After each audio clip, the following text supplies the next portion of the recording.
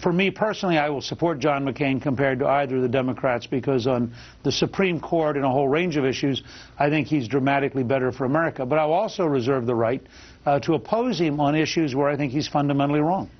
I disagree with Senator McCain on taxes. I disagree with him on amnesty. I disagree with him on McCain-Feingold, which I think is unconstitutional.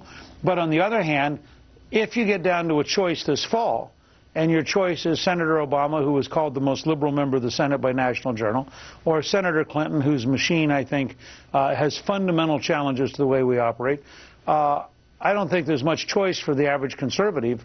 I really don't think they'll be able to hold their nose. So what do you think is going to happen? Here's the great challenge for John McCain and for his team. I don't think anybody on his team understands the rhythm of the conservative movement. So I don't think they have any idea what the underlying patterns are. They really liked a lot of the people in the conservative movement. They don't like the conservative movement. They didn't hang out with it.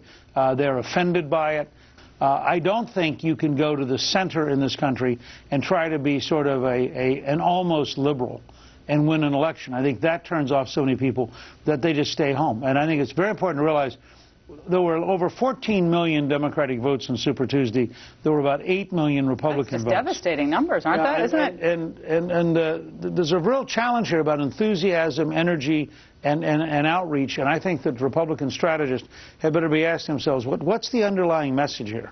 Even when you had Huckabee and Romney and Thompson, and Giuliani and McCain in the race, they were collectively attracting dramatically less of America. But Newt, doesn't this tell us that going the way of Dole, Ford, Nixon, that kind of wing of the Republican Party, versus, frankly, the Reagan-Gingrich way, that it's not even a close call, that you're not going to get the base pumped up by going back into the country club? When you realize that Republican consultants took an immense amount of money, and in 2006, we were 0 for 6 in closed Senate races. Oh, God.